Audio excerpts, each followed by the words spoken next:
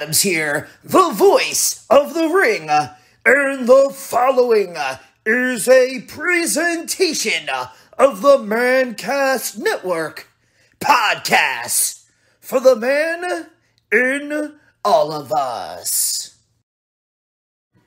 Hey guys, it's the Princess of Pro Wrestling, SoCal Val from Fight TV, and you're watching Opinion City on the Mancast Network, and I am a proud Opinion City girl.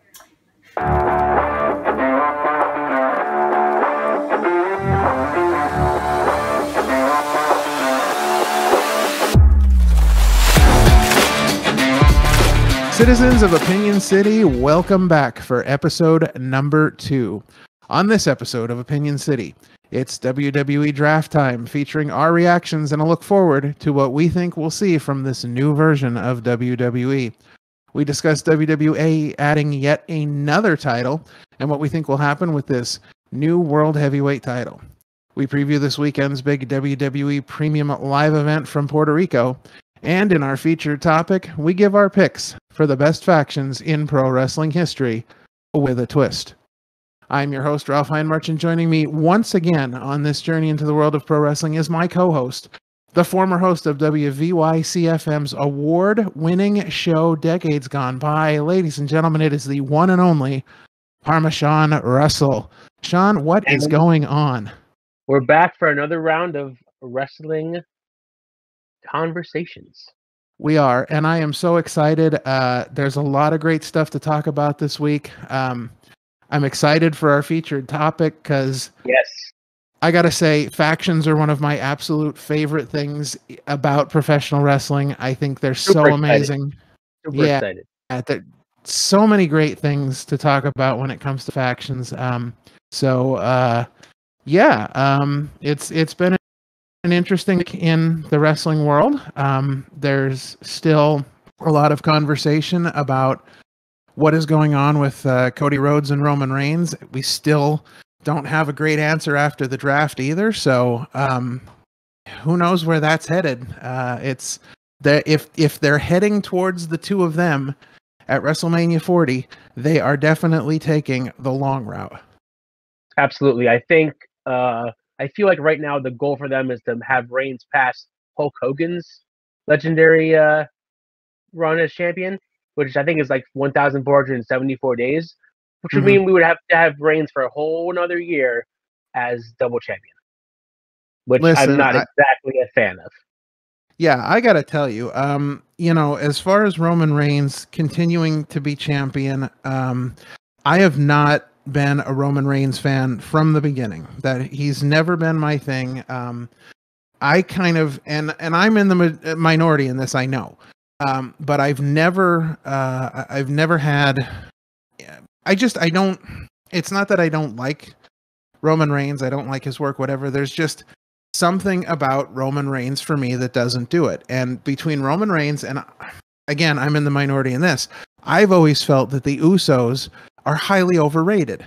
Now, I've come around a little bit on the Usos because I think they're both very talented. I think, some of the things they do in the ring are phenomenal. As a tag team, they have that, great tag team presentation. Like last week we were talking about FTR, and, they're very much an FTR sort of tag team in the sense that you really can't think of one without the other. Like it's not Jimmy and Jay, or it's not Jimmy, it's not Jay. Even when, they kind of did the singles run, you can't think of one without the other. So yeah, as far as the tag team goes, they're great, but I just, and I'm not saying that the Bloodline storyline has not been phenomenal. It's some of the best storytelling they've done in years, simply because it's just this slow, long build.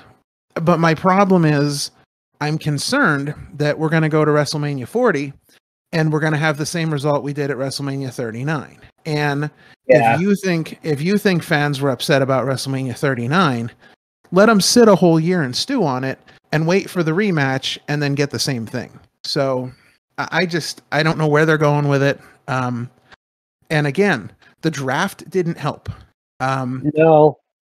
You look at night one, and you had Roman going to SmackDown, Cody staying on Raw, And then they say nothing about the Usos just to draft them to SmackDown on night. SmackDown again, anyway. Yeah, I feel like with every draft they do every year, you get excited and then you realize it's so predictable where they choose who goes. The only time it's not is when they have an NXT call up to go to the main roster. Otherwise, it's like, otherwise it's just like, hey, we're gonna swap belts. Cool. That's another thing that I do not like at all. I'm not a big fan of the belt swap, and I'll find it interesting to see, what happens this weekend, because I've got to say, and this is jumping the gun a little bit on the Backlash preview, but I got to say, if they, based on the way that they drafted people, and drafting Rhea Ripley to Raw, and then drafting Bianca Belair to SmackDown, but also drafting Zelina Vega to SmackDown, with Rhea Ripley as the SmackDown Women's Champion, they have a real opportunity here to pull the trigger on a huge moment. Because if Zelina Vega pulls the upset off and wins that title in Puerto Rico, that entire building is going to go insane. It would blow off. Absolutely. I was watching SmackDown earlier, and even the SmackDown crowd, because they were in San Juan too, were loud for everything. Yeah, it's crazy. It's going to be a hype. Oh, that place is going to be ridiculous. But getting back to the draft, did you feel that there were any big surprises in the draft? Did anything really kind of jump out at you as far as like, wow, I can't believe they pulled the trigger on that? I'm only surprised about the NXT call-ups. Like, that's really what shocked me, because like every year they do the draft, they hype it up as this big thing, but then when they do it, it's like the picks seem so predictable. Like you already know which ones are going to go where. I am shocked that they decided to choose Indy Hartwell, who just won the women's title, and call her up.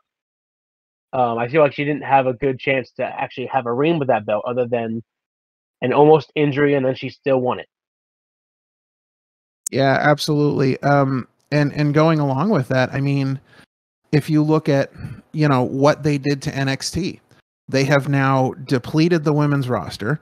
They have taken the tag champs. They have taken the, the women's champ. They're really kind of depleting NXT. And I find it interesting that NXT was allowed to have people taken from them, but they weren't allowed to do any drafting themselves. So I kind of feel like, again, there's a ton of names that we could talk about that just simply aren't getting used properly. And then NXT could be a rebirth for them. I mean, look at Apollo Crews. That's a perfect example of a guy that, had all the tools, and then they just sort of lost sight of where to go with him. So they sent him back to NXT, kind of went back to basics with him. And he's proven, I think, what everybody's known all along is that he, belongs on the main roster, and now he's getting his call up again. So, that's definitely. Go ahead. I think what happened with a lot of NXT, at least from like a good few years, was that they would call up these great superstars and then do nothing with them. Mm-hmm. Like you look at when they first brought in Ciampa and Johnny, and like they had like the big four come on the main roster, and they did nothing with the four, and they all went back to. I think at some point they all went back to NXT. Yeah, it was like they had no idea what to do with them once they got into the main roster, even though they already have a story from NXT going into the main roster. Yeah, like, that's just do that.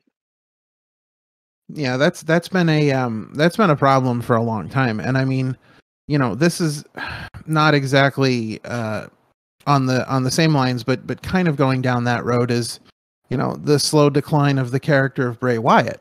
That thing has just gone off the rails in ways I can't describe. They did some great things with him. The Firefly Funhouse was amazing. Some of the stuff they did with that, but it's just kind of gone off the rails. And I think it's more epidemic of, the way NXT was being run, where stars were allowed to have input and wrestlers were allowed to, develop a character that they wanted to be. And that's how we ended up with Bray Wyatt. That's how we ended up with the Wyatt family. Because I heard an interview years ago with Triple H where he talked about that's exactly what they did with Bray Wyatt. They gave him the opportunity and they said, listen, if you want this, you take the ball and you run with it. And he, just went crazy with it. Watching the final NXT with the Wyatt family when, they were getting the call up, and like, it just, it's amazing to me that we have a developmental system where we develop these people to turn around and then just throw them away. Okay, so we were talking about, before our little technical difficulty there, we were talking about NXT call-ups, and we had just discussed about, Bray Wyatt leaving, and the fact that, they're calling people up just to sort of throw them away. Yeah, that it's just, there was a good chunk where you're like, yes, someone who deserves it, and then when they get to the main roster, you're like, what are they doing? Yeah, like absolutely. EC3. My favorite example is EC3. They had him get a pretty good run in NXT, and as soon as they called him up, it was like a week, and then he was done. He lost to Ambrose, and then he was just pushed down all the way down to the card. And you look at a guy like that where he's obviously done great business in other companies that know how to use him. So there's definitely something there, but again, this was something we talked about last week where it's hard to understand sometimes what they see in guys and what they don't see in guys. What they're looking for, but what they're not seeing. It's crazy. But yeah. So the NXT call-ups were definitely, I think some of them were expected, but I think they went way beyond what we thought they were going to do. I do think there were a few surprises in the draft. For me, the whole free agent thing just kind of bugs me, because we're talking about having brands, and obviously if they're going to have brands and they're going to have champions that are going to work just on those brands, why are you having free agents? Why are you having people that can hop back and forth? To me, that doesn't make any sense, and that kind of invalidates the whole idea of a draft and brand splits and whatever. I can understand the Brock Lesnar thing, that I get, but beyond Brock Lesnar, announcing anybody else as a free agent just seems weird to me. It doesn't seem to make sense. Yeah, I think that was a weird thing, especially the stars that were chosen as the free agents. That was a little, like, Baron Corbin was a free agent. I'm like, why is he a free agent? You could have just thrown him on SmackDown and just called it a day. It's just, I don't know. The draft, to me, I always get pumped for it at first because I'm like, yeah, maybe some changes, and then I'm like, oh, it's not really that different. It's just, plus, like they do with the last couple of years of the drafts, it's going to last maybe a month, maybe 2 months at the most, and then go back to just chaos and the wild card rule. Remember the wild card rule? I do. That's the worst. So they have had some really bad ideas as far as the draft goes, and that's right up to at the top there. The other thing I didn't like about drafts in the past, and I'm glad they at least didn't do this, I did not like the shows where they used to have like the wrestling matches that would determine who would get the pick. Like, I think the whole idea of having a GM for each show and having somebody make the picks, and listening to some people talk about it this week, they brought up, well, you could be doing this, sort of like the NFL draft does it. You could be having executives from USA and Fox in the war rooms talking about who they want. Like, I see, if they're going to do the draft, why not do it big? Why not make it, a quote unquote premium live event on Peacock and just do the whole thing like an actual draft? Have commentators talking about the upcoming picks, and it could be done a whole lot differently to make it a whole lot better. It would be more interesting that way because it would feel more legit than just, oh, we're going to have it on a Raw and SmackDown and just announce them randomly. Yeah, and when they do stuff like that, it feels like a throwaway. It just feels like, something we're doing just to do. And I also find it interesting that, when they announced the draft, Triple H was like, oh, this is going to be a big change for WWE, and tag teams could split up and all these things. None of that happened. They drafted No. tag teams together. Like Yep. they drafted the LWO together, which again I don't have a problem with, but don't market it as this big thing where all these changes could happen, and then none of them happen, and then right after that, Vince is back. Yeah. Like, what was the point of having Triple H come out and claim any of that? Because nobody believes it now. Yeah. It's hard because you keep hearing like on Raw that like Vince isn't there, but he's like remotely making changes to the show before it starts. Like he's not as hands on, but he's still like, I have hands on in things from afar. So Yeah. it's like, I mean, other than the Raw after WrestleMania, it hasn't been that bad. That was a bad show. Yeah. When it should have been a great show. Yeah, there's so much potential there. That is always been known as, one of the biggest nights of the year, especially when you have, the WrestleMania crowd that is staying over, from, countries all over the world, because they're not going to, if they're watching WrestleMania, they're not going to go home before they see Raw. There's no way. So, you're going to have that insane crowd there. Yep. So, again, just we might as well call the WWE the land of missed opportunities, because that's all we ever talk about with them. 100%. 100%.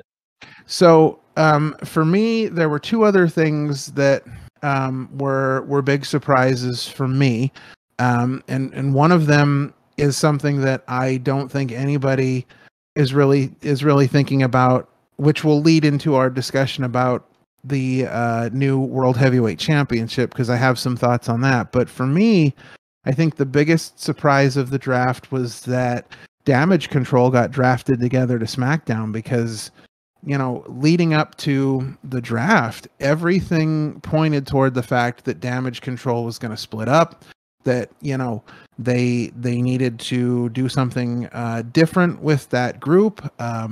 Bayley needs to take off, because Bayley has, since the big surprise of Damage Control was the fact that they brought back two wrestlers that they released. And then I feel like once that sort of shine fell off of it, there wasn't much there. But you had great performers that were still kind of holding up their end of the deal. But I feel like Bayley's a superstar just waiting to happen. And I wonder when she's going to get back to form. And I felt like the draft was going to be her chance. Yeah. But not so much, apparently. Not to jump too much into the Backlash preview, but thinking about Backlash, they could have a big moment where they do have an idea of the Damage Control breaking up. If they have Bayley or Dakota turn on Io, costing her the match against, can't think of the champion's name right now. Rhea Ripley. I mean, Bianca Belair. Yes. I don't know why my brain just went backwards.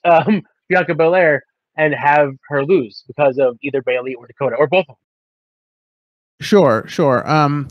I mean, there is a lot they could do. I don't know where they're going with that. So it's hard to kind of envision, what they might be doing with that now. I did forget about this one, and I'll just throw this out there before we kind of lead into the World Heavyweight Championship talk. Trish Stratus getting drafted. What's that all about? I mean, I feel like it's not. I don't think it's going to be long term. I feel like they're just doing this because they're going to have probably her versus Becky at SummerSlam. So they're going to have her be with the company for at least through August. Yeah. So have her be on Raw with Becky, and then build up the match towards SummerSlam. And then after that, she can go away and just take another long break for a while. Yeah, I can't imagine her really doing a full schedule and, being there every week and, enough to build up to SummerSlam, like you said. But I don't see that long term either. Now, my other big surprise, and this one directly leads right into our World Heavyweight Championship discussion, only because I must be the only person that is thinking about this, because again, I've heard many people talk about the draft. I've heard wrestlers talk about the draft. I've heard wrestling personalities talk about the draft. And I don't think anybody has brought this up. But for me, the draft, and especially after the announcement of the new world title, was the perfect time to split up the Street Profits. And here's why. So everybody thinks that, Montez Ford is going to be this huge star. So they keep the Street Profits on Raw. And Montez Ford, he wants to go after the title, but he's concerned because, he's got this great tag team that's been going on forever, and he's friends with Angelo Dawkins, and they're tight, and he doesn't want to break up the tag team. But when Angelo Dawkins finds out that Montez Ford wants to go for the title, Angelo Dawkins gives him the blessing, says, you know what, fam, do this. I got your back. Street Profits forever. You want to be world champ, go get that title and bring it.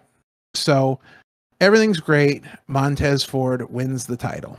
So we can kind of do like the Montez Ford sort of, big star gimmick, this whole 9 yards, and kind of distance him a little from the Street Profits, while Angelo Dawkins continues to do like the Street Profit gimmick. Like now he's the lone Street Profit. So let's say we get down the line somewhere later in the year where we've kind of distanced the two of them. We have different gimmicks for them, different feuds. They're really not connecting with each other, and we come up to a pay-per-view, be it, I don't know, maybe Survivor Series or something in December, something, it doesn't have to necessarily be a huge pay-per-view. It could be one of the smaller ones, but Angelo Dawkins comes up to Montez Ford because Montez Ford doesn't have a challenger yet. So Angelo says, hey, man, I would love to challenge you for the title. Like, I'd love to go one-on-one and just, see what we've got. And, I think we could have a great match. And, we've been friends for a long time, and I supported you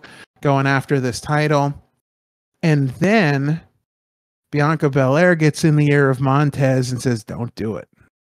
Don't do it. Because what happens if he wins? Then everything we've built so far is gone. And this is where we do the slow turn on Montez. So Montez goes against her and gives Angelo the match, and she helps Montez cheat to win the match. And this is the heel turn for Montez that I think could be magic. But guess what? We're not going to see any of that. We're not going to get any of that because the Street Profits are going to SmackDown, where who knows what's going to happen because the tag team scene is just whatever. I don't know. I think they're going to end up playing second fiddle to the Usos or, any other number of tag teams on SmackDown. They're not going to get, because they've been around for so long, and, Street Profits are what they are. We know what we're getting.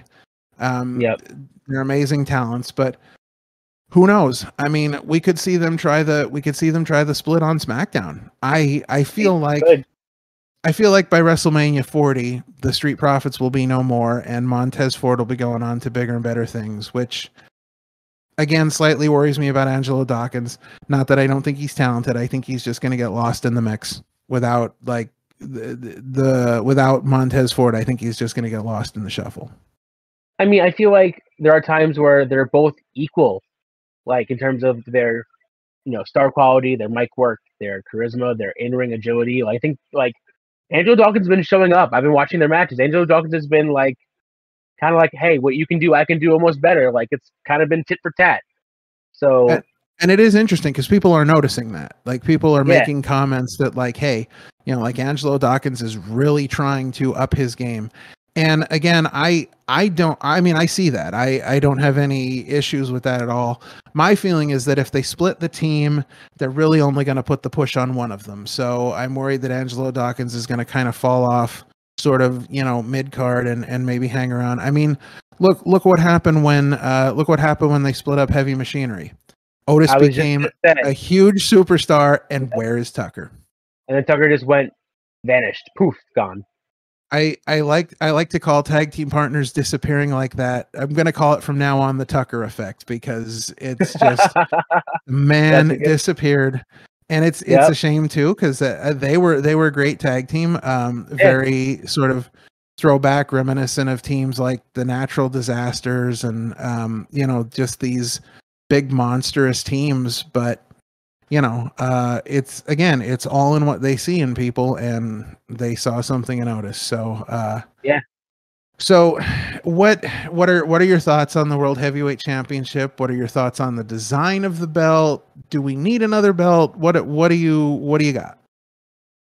First of all, I just think they should have just split the Universal and WWE title and just call it as that.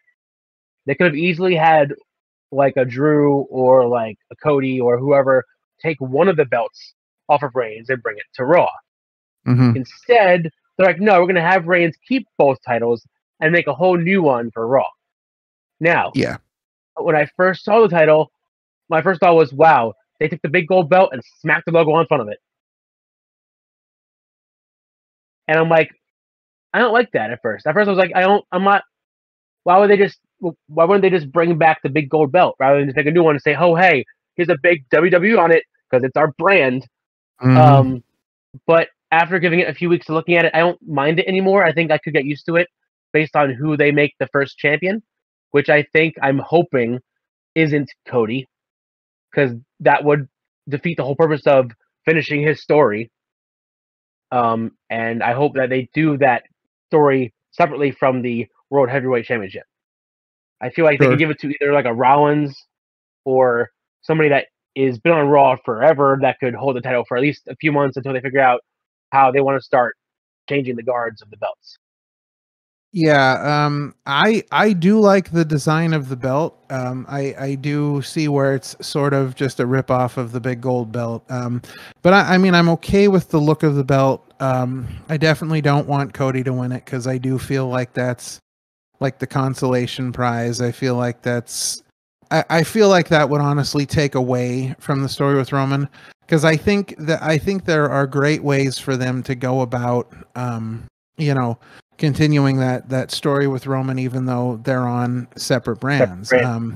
That's a discussion for another day, because I got a big plan for that, and maybe we'll throw that into next week's conversation where we talk about how are they going to get the two of them back together. Because honestly, I mean, we all know it. WrestleMania 40 is going to have to be Cody and Roman. They have to finish the story.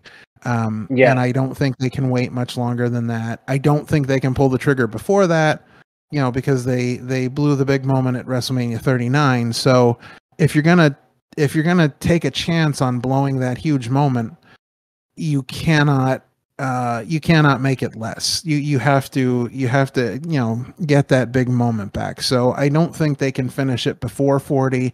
I don't think they can take it much longer than 40. But who knows? Again, we're looking at the world of the WWE where, I mean, when they say never and they say anything can happen, they are not kidding. No, not at all. And it's all about what's best for business, and so many times that's what's not best for fans. But still, I mean, we keep paying the money. Yep. I heard somebody this week mention about WWE had one of their biggest years ever in the last year, the biggest WrestleMania, the biggest Royal Rumble, the biggest SummerSlam. So, like, obviously things are working, but fans are just overlooking the bad creative. I think that's really what it is. They're overlooking that bad creative. So, again,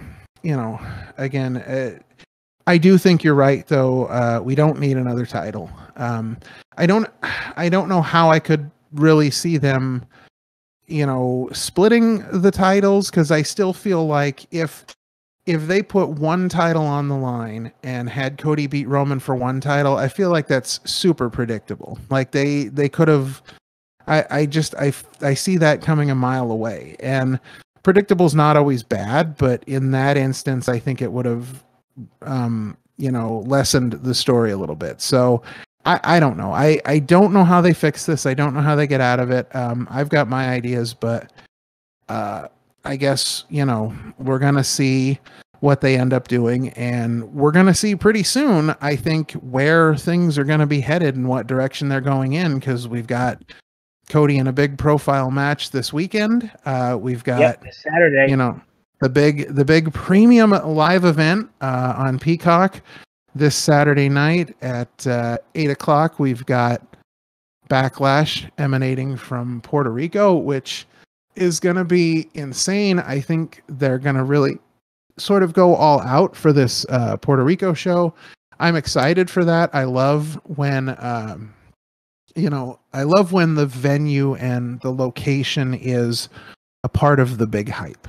I think that makes, that's part of why All In at Wembley is such an exciting prospect, because the event, the host city, the stadium, that's all a part of the excitement of the event. So I think that we are going to see crowds that are just going to be off the hook on Saturday night. They're just going to be so excited to see WWE again, and especially some of the big profile matches that are happening this weekend.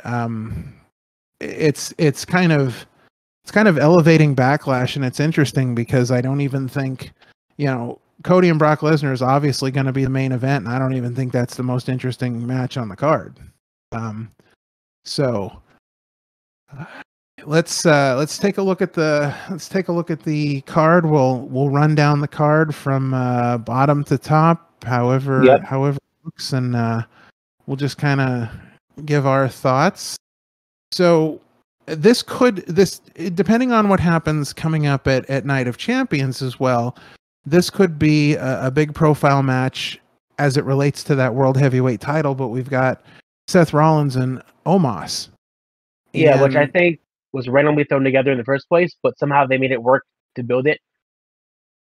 Yeah, every once in a while they're able to pull off that magic, but I feel like Omos sometimes is just I feel like there's built-in feuds with him just because of who he is, and the fact that the announcers will openly discuss that they feel like he could be a future world champion, and there's so much about him that I feel like he's one of those guys that you could just start building feuds because people want to take down the biggest dude in the yard, but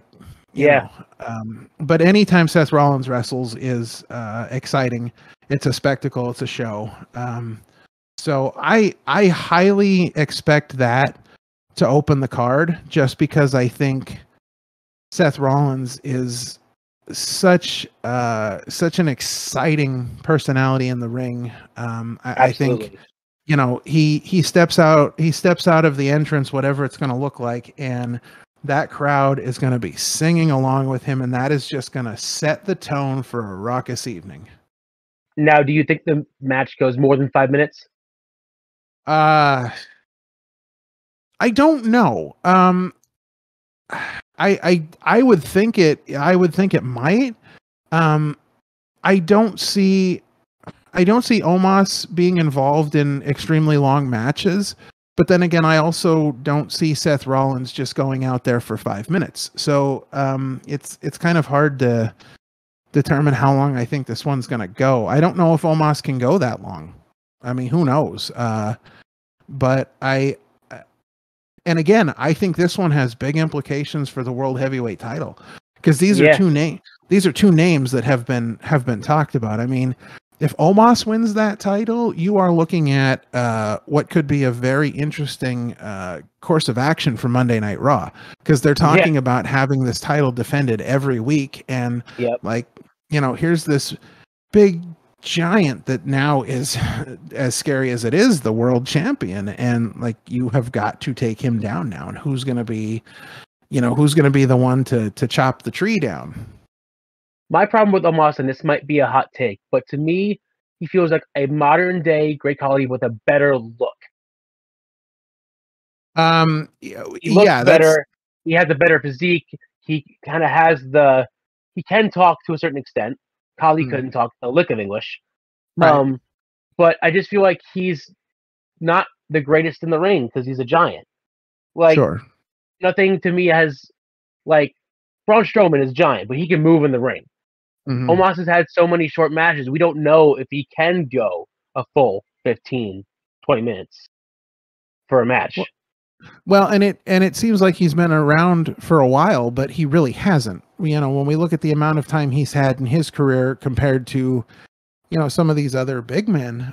But even with him being able to talk a little bit on the mic, obviously they don't trust him enough to go out there because they've put him with MVP. So obviously, you know, they're trying to build him without really having to rely on his promo skills. But yeah, I think my only concern with this match, and I really think Seth Rollins is still going over, but what do they do with Omos after? Because Omos is not won in a while. He needs a big profile win.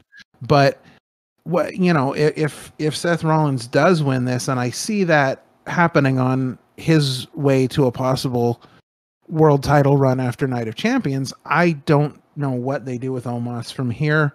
You know, you've got Shelton Benjamin and Cedric Alexander are free agents now, so they could, you know, possibly, you know, do a hurt business thing again. Who knows? I would love that. I feel like they were such a short-lived but great group that I think they deserve at least one more try as a faction, and add Omos to the mix and have it be Omos, Cedric, Benjamin, and Bobby Lashley. Yeah, and I like the fact that, you know, MVP was kind of like running the group from the outside, but also could wrestle at times. Like he could still go. So I love the fact that they had a quote unquote manager that could still strap on the tights and show somebody, you know, the business end of a whooping. Yeah, absolutely. So, yeah. All right. Moving on. We've got some title matches. Very interesting. We got the U.S. Championship. Austin Theory is defending against Bobby Lashley and Bronson Reed. And my concern with this is that, and again, I think Bronson Reed is the wild card here because I think Bronson Reed is phenomenal. I think he is a great talent. But I get the feeling like this is going to be all about Austin Theory and Bobby Lashley again. Yeah. And I'm worried that Bronson Reed is just going to get lost in the shuffle of, you know, the next step in the Lashley and Theory feud. Yeah, I feel like with Bronson Reed, and I hope I'm wrong when I say this, but I've been watching him on the shows, and I feel like his transition from NXT to the main roster did not go over as smoothly as maybe the higher-ups thought. Because you hear him go out, and there's little to no reaction when he walks out. There's no pop or boo. There's just, oh, it's Bronson Reed. I feel like they haven't done almost enough to build him up so that way the fans could adapt and like or dislike him. They just know that he exists. Yeah, he definitely did not have the NXT push machine behind him when he went to the main roster. So there's definitely a lack of and I don't know if it's a lack of concern for his character or what it is backstage that they don't, you know, give him the sort of push that he had down there. I don't know if they don't think it can translate over to larger crowds or what the deal is, but in any instance, I don't see any way that Austin Theory doesn't win this one. I think they're just going to keep, for the most part, I think they're going to keep the status quo here and just kind of, you know, roll with Austin Theory. I think he's a superstar. I think he's eventually on his way to a world title. I think they're very high on him. So, but I mean, hopefully we'll get a good match out of it. That's the important thing. It'll be a great match. I just feel like we already know the outcome, unless they do shock us and have Bronson win the belt. But would that translate after San Juan? Because of course they're going to react. They're in a huge venue, a huge crowd. But then what happens on Raw when he takes the belt back? I mean, he's there on SmackDown now. What happens on SmackDown when Bronson Reed wins it and takes it to SmackDown? Do they cheer him like they did in San Juan, or is it just it's Bronson Reed? Yeah, that's oh boy. So we've got the Tucker effect, and from now on, when something doesn't excite us, it's going to be it's Bronson Reed. I like Bronson Reed. Yeah. All right, so moving on, and here's where things get interesting because I feel like, okay, so we've got both women's titles on the line, and I'm going to lump them together just for the moment. We've got Raw Women's Champion Bianca Belair defending against Io Sky, which I think is going to be a phenomenal match because people do not sleep on Io Sky. She is a talent. And then She's phenomenal. she is. I love watching her.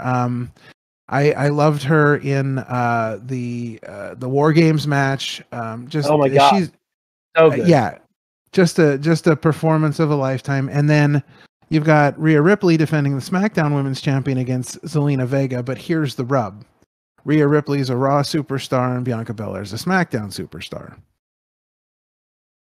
So are we literally looking at two foregone conclusions as for title changes? And the only reason I think they would switch Bianca, and she's almost at her like biggest. They're saying that if she wins on Saturday, that she'll be the longest reigning Raw Women's Champion in history. Do you think they're really going to squander that by having Io Sky beat her? I don't know. See, there's such a. I feel like here's the thing. I feel like Zelina Vega is. I think Zelina Vega is so close to being a lock for winning this match against Rhea Ripley, and so I don't know what's going to happen with the Raw Women's Championship. I feel like Bianca Belair is the longer tenured of the two women's champions. But if we look at it like that and we say, okay, are we really going to make the change with Bianca Belair? Are we really going to make the change with Rhea Ripley? I mean, she just picked up the title at Mania. Now, my thought about that is they cheered her at Mania like she was the face in the match, and when she wins the title, then she goes back to the heel faction Judgment Day. So, I mean, if she continues to be world champion, are they really going to, continue to cheer her? She's obviously going to be the heel in this match either way. I mean, fans were so excited for her to get that title shot at Mania and then win the belt, but this is Zelina Vega we're talking about now, who is, if Bad Bunny wasn't around, she'd be the face of this entire premium live event. So it's just I guess my big thing is, and this is something I think that we're going to end up talking about a lot, but will they pull the trigger? That's the big thing. Will they pull the trigger and make changes? I think that the draft is the if they decide to just switch the belts just because of the draft and have new champions, that would be, in my eyes, one of the stupidest things you could do. Because, like, it's just that obvious. Mm-hmm. I would say just keep the status quo, have everyone defend their belts, win them, have Cody beat Brock, everyone goes home happy or sad, depending on how you look at it. Sure. But it's just, Backlash was never, I feel like Backlash itself was never supposed to be a big thing. I mean, maybe when it first started, because they had those awesome, like, sword crosses as the entranceway, which I loved. I so miss that. But, like, since they brought it back, it's just kind of been like, oh, hey, here's a show after Mania. And it hasn't really had a good track record of being really good the last few years. Yeah, this year's completely different. I mean, I can't really imagine many pay-per-views I've been excited about directly after WrestleMania. But this is a lot different this year, and I feel like they're trying to make everything bigger now. So absolutely. I think I don't know. It's such a toss up.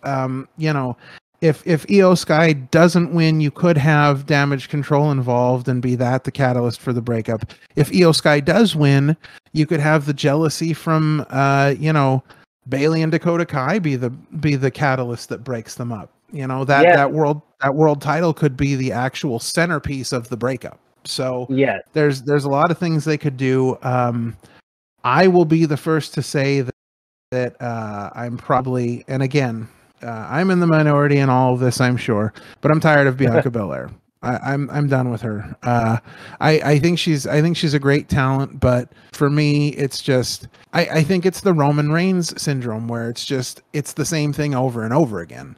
and I get tired of that after a while. And I think I'm ready for something new as far as a women's champion goes. And I think if Io Sky wins the title, I think there are so many possibilities of people that she could work with and just have a phenomenal run of matches defending this title.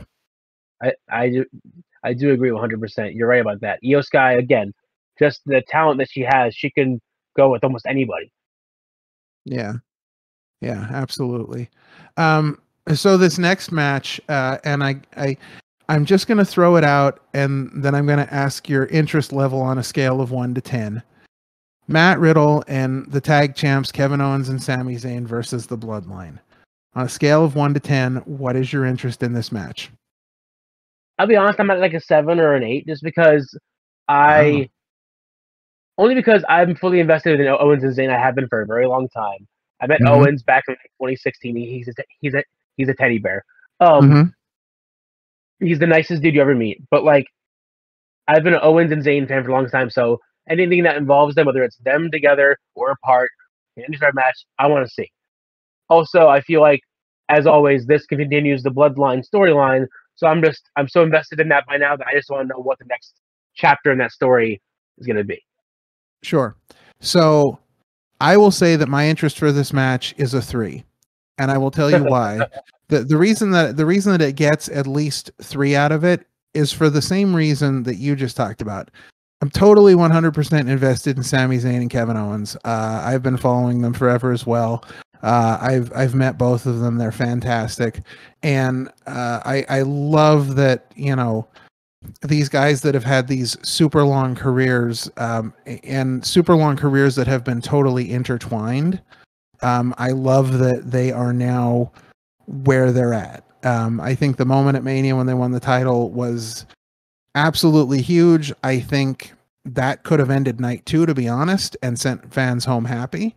But I understand, you know, why they did it on night 1. I understand the whole thing with Roman and the Usos, and I understand why they did it. I get it. But that was like, for me, that was the feel-good moment of WrestleMania. And so now for me, as much as I'm invested in Sami Zayn and Kevin Owens, and I'm invested in continuing their Bloodline story, I'm also invested in them being the tag team champions now, and it feels a little off to me. And I know, again, Backlash is not one of the big pay-per-views, but if you're going to spend this much time and investment in the pay-per-view, and you're going to make, you know, try and make it as big as possible, especially, you know, going down to Puerto Rico and all these things, you know, you should have your tag titles defended. Same thing with the Intercontinental title. I don't know why the Intercontinental title is not being defended at this show. That's just a glaring omission to me, because I feel like every premium live event should feature Gunther, because I feel like Gunther is the premium live wrestler. I think he is. Absolutely. I think he will steal any show that he's on. I think you'll have a great match with anybody.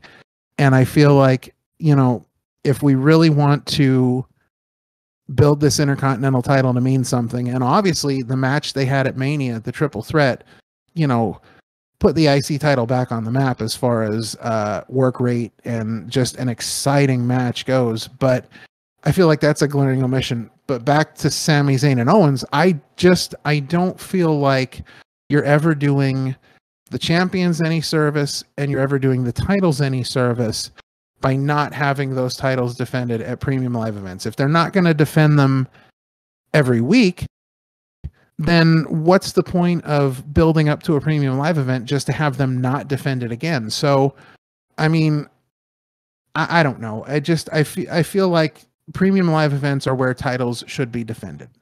I feel like that's the thing. No, I totally see your point on that. I just, like I said, it's not so much the match itself, because I kind of feel like I know who's going to win, but it's Owens and Zayn. I just want to see them do their magic, because anytime they're in the ring, it's just like.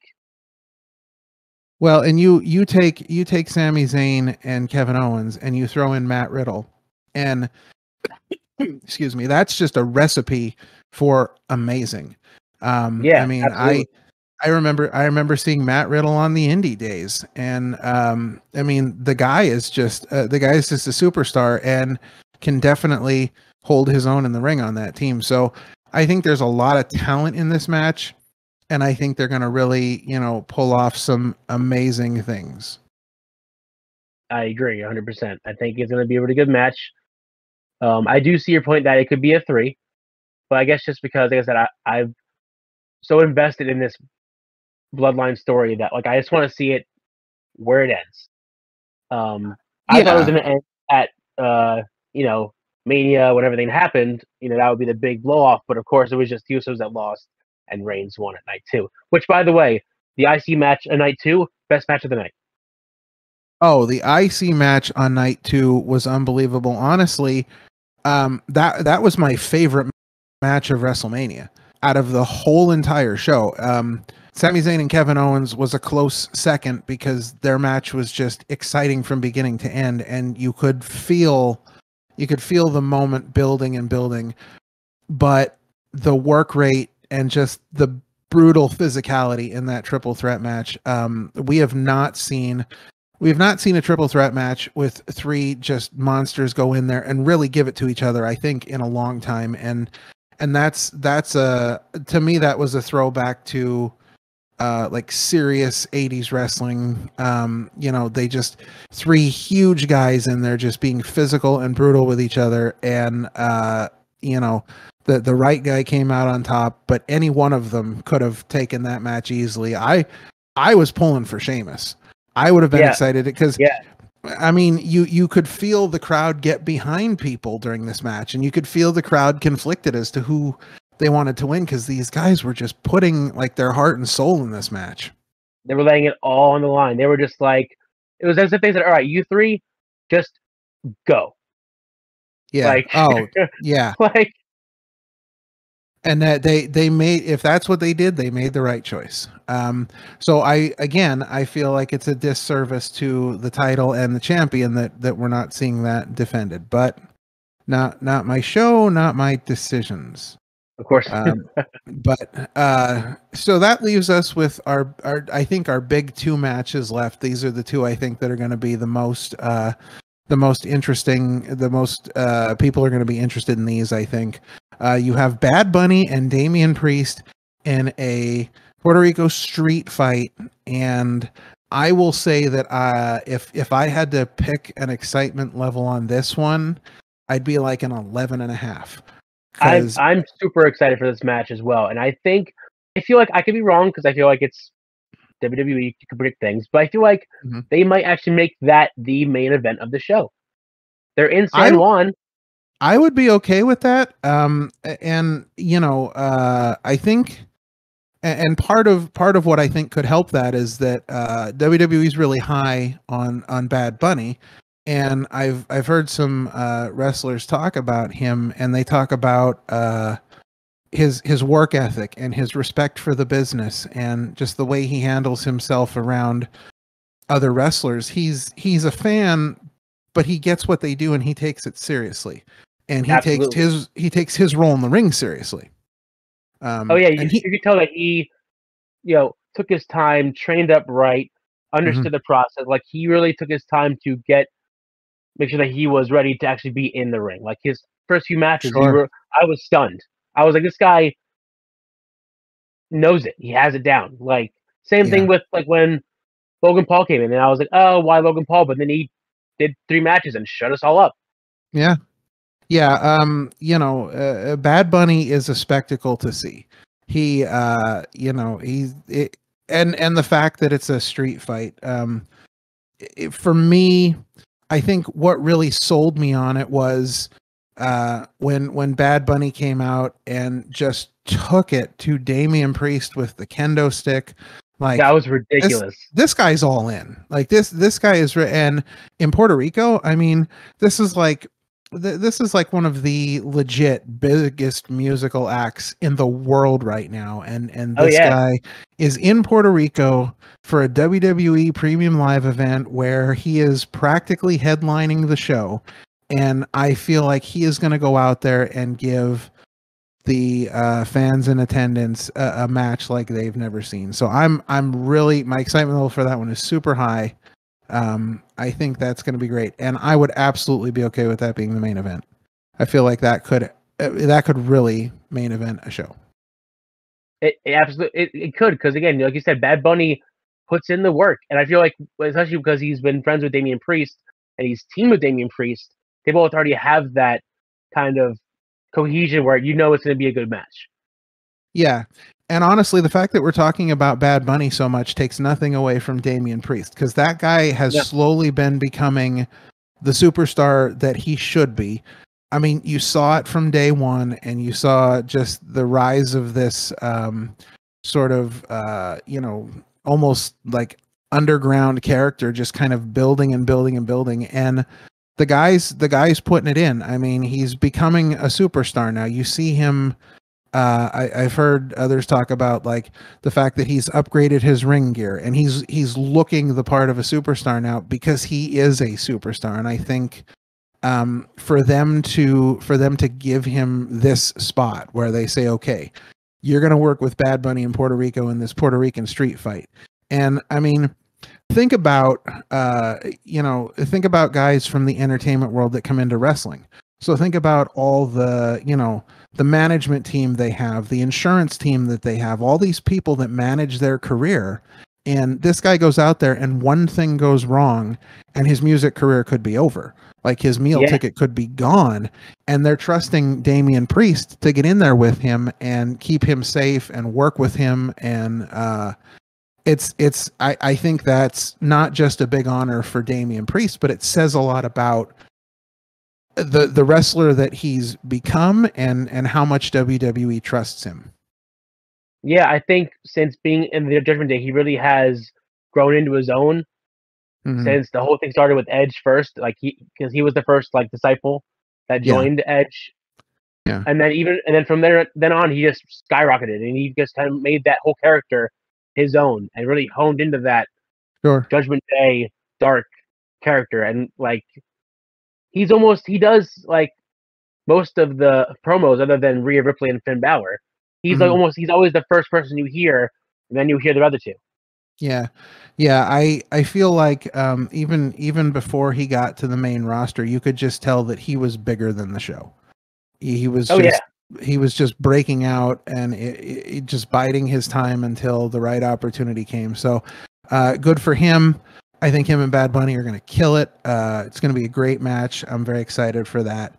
But that takes us to our final match on the card, Cody and Brock. I will be interested to see. I'll be interested to see where this goes.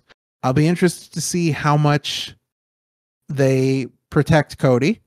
Cody is obviously a future player, a superstar. A part of their future plans. And Brock is just a monster. So are they going to let Cody and Brock go out there and just go, or are they going to sort of hold back maybe and protect Cody a little bit? I don't know the answer to that question. I would hope that they would just let the two of them go, because I think, a first time big main event like this for Cody and Brock together, I think they could really, make some magic in the ring together. My concern is, what if this is just another step in the redemption arc and Brock wins over Cody? All right. So interesting thought, because that's where I would like to see it go, because I want, and again, I think we'll talk about our ideas for Cody and Roman and how they're going to get to 40 on another episode. But I really feel like Cody needs to lose everything. Cody needs to lose to Brock. He needs to, and he does not need to lose to Brock cleanly either. I feel like there could be some sort of interference from somebody outside of the situation. I feel like Cody needs to lose Money in the Bank. I think he needs to and he's about to win it, and somebody comes out of the crowd, another wrestler takes him out, and somebody else wins. I feel like Cody should be number 1 in the Rumble, fight all the way to 30, and then get dumped. And then the night after the Rumble be like, listen, I have tried everything to get to Roman. It's not working. And he's like, I don't care about brands. I don't care about the Rumble. I don't care about Money in the Bank. Roman knows he can't beat me cleanly. He didn't do it at WrestleMania 39. He needed help, and he knows he can't beat me cleanly, and I want another shot at him. So then Paul Heyman comes out, and Paul Heyman says, who do you think has been orchestrating this whole show? Who do you think got you on Raw when Roman was on SmackDown? Who do you think hired so-and-so to take you out at Money in the Bank? Who do you think had so-and-so on their side to take you out at the Rumble? Like, I've been orchestrating this whole plan to keep you away from Roman, and you think I'm going to let you fight him now just because you want to fight him? And Roman's going to be the one to say, you know what? I need to put him down. This needs to end now. This story for Cody needs to end because I need to end it, and I need to end him.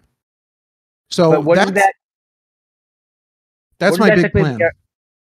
Wouldn't that technically be a rehashed remix of the Rock Cena 2? It would, but I'm okay with that because I still think so here's two things I think about this whole storyline. We've had the bloodline going on forever, okay, and I'm gonna let everyone in on a little secret because I think this is something that, and I don't know if this is true, and I don't even know if this is a secret. I just think it's something that I think, and I'm really excited about thinking this because I feel like if this ends up being the case, I mean, I'm going to go on every social media. I'm going to change the intro of the show to talk about how I was right about this one moment. But I don't think the bloodline storyline this whole time has been about Roman and his championship title. I think the bloodline storyline the whole time has secretly been about Sami and Jay. And I think it's going to get back to that. And I think eventually it's going to end up being about Sami and Jay. Anyways, that's the bloodline part of it. But then, you've heard it here first, folks. That's a prediction. That is a prediction. I think the bloodline story is ultimately about Sami and Jay. I also think that the Cody and Roman thing is not necessarily about Cody and Roman. I think the story of the title reign is about Cody being the one to end the historic reign. But I think ultimately the story of Roman Reigns is going to be his fall from grace as the head of the table, his expulsion from the island of relevancy, and what's going to put him back on the map? Challenging The Rock. And I think that's how they're going to get to Roman, because everybody's been thinking that Roman and Rock is going to be, that was like, because it didn't happen at 39, everybody thought that was going to be the plan for 40. Well, now everybody's talking about the plan for 40 being Cody and Roman because we didn't get the moment at 39 we should have, and Cody needs to finish his story. I still think that they are going to use 40 as a vehicle to get The Rock and Roman Reigns together in the ring. I could even see The Rock being at 40. I'm secretly hoping that because I'm going to be there. But I really think that they are kind of snowballing everybody. I think that the bloodline story is really about Sami and Jay, and the Roman title thing is not about who beats him for the title. It's about how we get to Roman and The Rock. So you heard both of those first here. So just remember that if any of those two things come true, it's all you're going to hear about me from me probably forever. I'm just going to talk about it constantly. Be spoilers, aka Paul Heyman.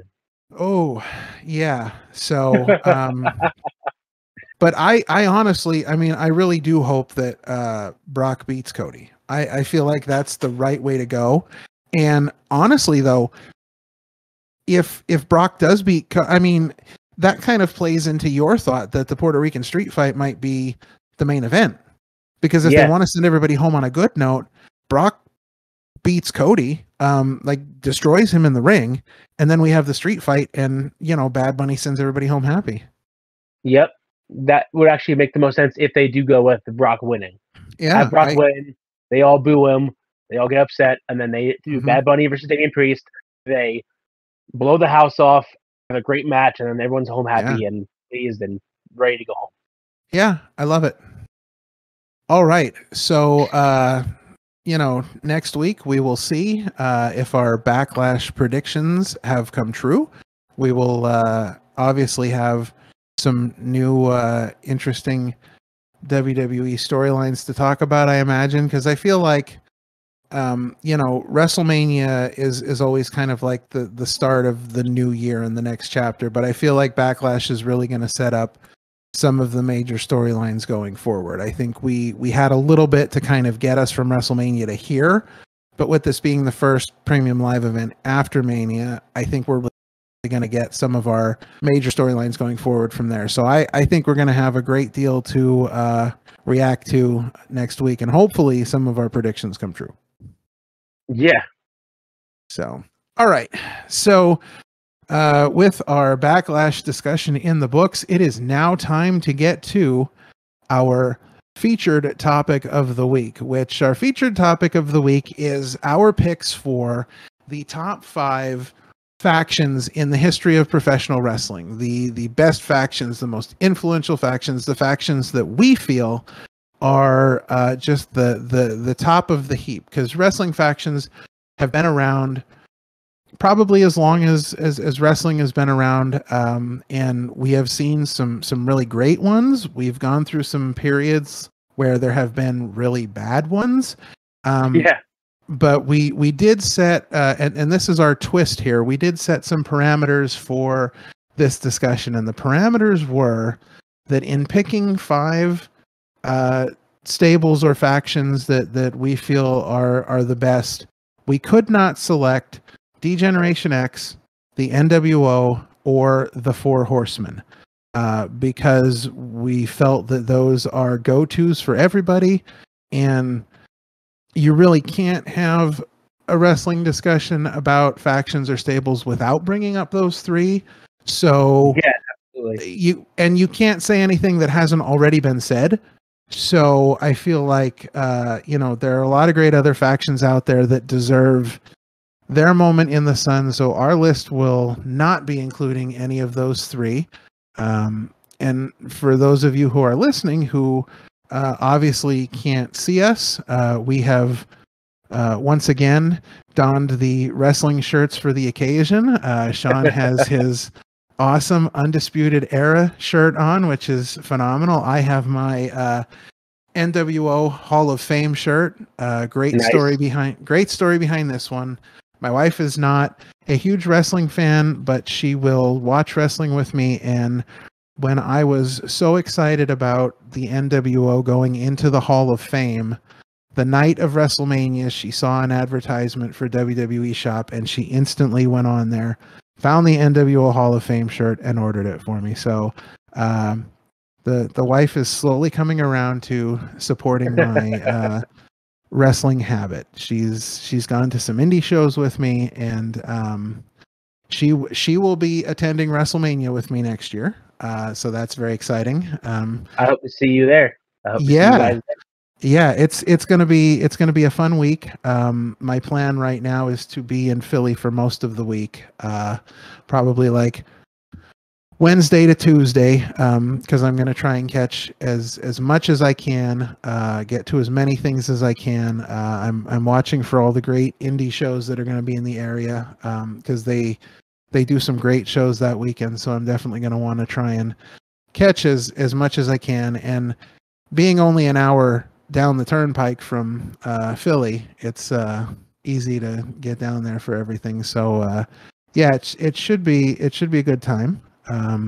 But back to our main event. So we are ready to start discussing the best factions in wrestling history that we feel are the top 5. So Sean, why don't you go ahead and kick us off with your first choice? I'll do my first one. This one I just thought about, like, when I was little, who immediately came to mind growing up that I watched. And the one that really stood out to me, even though they were very short-lived, was Right to Censor. Excellent choice. That was Stevie Richards, Bo Buchanan, The Good Father, Val Venus, and Ivory. They were actually a parody of the Parents Television Council, because they were actively campaigning against how violent and sexual the wrestling show was in the late 90s. So they just said, hey, we'll just parody off of that and make the Right to Censor, which is basically what they did when they were a group. They would just ban anything that was sexual or too violent as a way to mock the PTC. Yeah, it definitely a groundbreaking gimmick. Way ahead of their time. Again, this is another one of those things I think where we look at WWE and we say, this is a great idea, and I'm surprised that they went ahead and pulled the trigger on it, because instead of shying away from all the conversation and the backlash and all that stuff, they just steered right into it. They just embraced it. They just like, yep, this is us. This is what we do. They just embraced it. And for being such a great faction, Right to Censor may actually go down in wrestling history. With the exception of Brie Bella, they're probably the worst entrance theme of all time. So annoying. That's why I remember them, because their theme is so synonymous. As soon as you hear, you're like, nope, I'm done. Now turn it off, because it's just the same noise for like a minute. Yeah, it was like nails on a chalkboard, but a live event. It's interesting because they kind of took a lot of wrestlers that either hadn't really seen the shine that they should have, or were getting to do something a little different.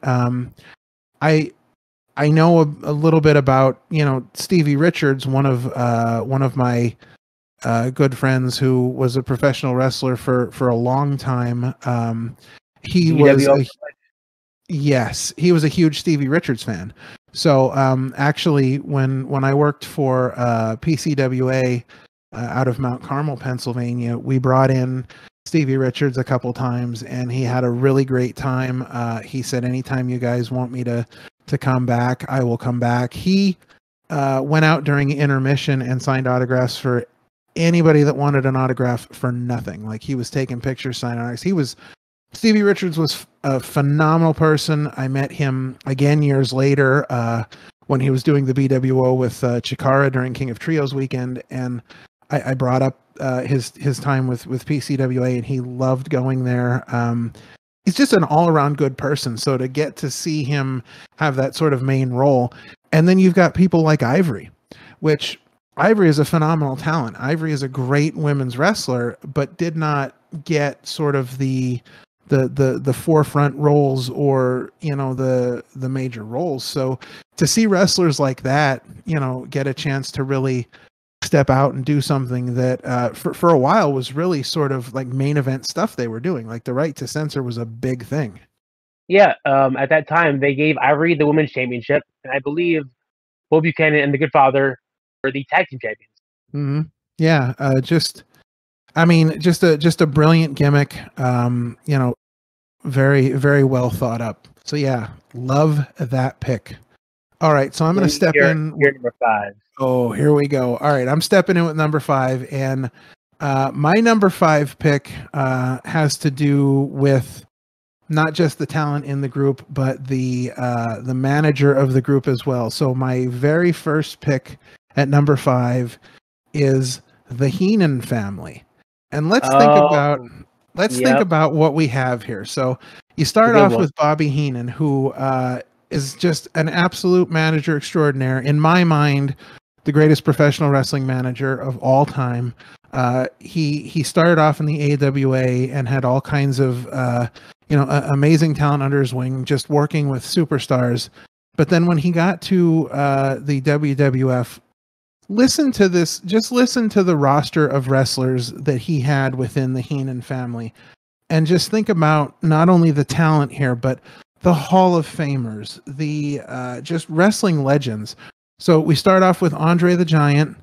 He had, at one point, he had purchased the contract of the Mighty Hercules, Harley Race, Big John Studd, King Kong Bundy, Rick Rude, Mr. Wonderful Paul Orndorff, the Brainbusters, who I don't think ever get enough credit for their WWF run, because they were just a phenomenal tag team. And then King Haku, which, most wrestlers will tell you that King Haku was probably one of the legitimate toughest men ever to step in the ring. But you've also got Harley Race in there, who was another guy that, these are guys that wrestlers did not want to mess with outside the ring, because they knew, like, these guys are legit tough men that will just put you down. But if you look at the amount of talent just going through that roster at any one time, all, under this umbrella of the Heenan family, and just taking that talent and adding in, the tutelage of a manager like Bobby the Brain Heenan, because that was back in the day when managers were actually managers. They didn't just manage them in the ring. They worked with them outside of the ring. They traveled with them. They, booked their rental cars and their hotels. And like, managers did actual manager things back then. And, to have the level of talent, I mean, we wouldn't have the Hall of Fame today if it wasn't for Andre the Giant, because the very first Hall of Fame class was created just for Andre. So just in thinking about Heenan and Andre alone, then looking at all the work they did together, WrestleMania 3 against Hulk Hogan, then you look at all the work he did with Rick Rude, the Ultimate Pose Down that led to his big feud with the Ultimate Warrior, and just all these historic moments throughout the late 70s, early 80s, leading into the big sort of resurgence of wrestling, and looking at how the business grew. They were all there right during that time, and it's just, to me, it's too much talent to overlook. Yeah, most of those talents are now either in the Hall of Fame or just in their own right legends that should be in the Hall of Fame. Yeah, absolutely. So for me, the Heenan family is just, they have to be mentioned, because again, I feel like they're a group that's completely overlooked. No, I agree. I wasn't really around at that time, so the Heenan family is not one I know too much of, other than Bobby, of course. But just hearing those names, they're all legends and Hall of Famers in their own right. So yeah, and if you want to get a good picture of what the Heenan family was like, watch some of the like maybe the first 3 or 4 Survivor Series. You get to see a lot of like that time period where the Heenan family was in there. So gotcha. Yeah, good stuff. Just a lot of talent. All right, we are up to your number 4. This one I'm stepping away from WWE. We're gonna take a dabble into the TNA world. Back in 2013, only because I think it was the biggest swerve outside of WWE in a long, long time that nobody got, and that was when Bully Ray was the leader of the Aces and Eights. That was one of the biggest swerves that nobody saw coming, when they had the Aces and Eights versus Bully, and they had him in matches, and everyone thought the Bully was going to get him, and then the big cage match against Jeff Hardy, and the big swerve comes, and nobody saw it coming. Nobody. And if you look at the talent in that group, that talent was pretty stacked. You had Bully Ray, you had Mike Knox, which is Nux. You had Taz as a mouthpiece. You had Devon, of course. You had D'Lo Brown. You had Luke Gallows, aka Doc. You had Mr. Anderson.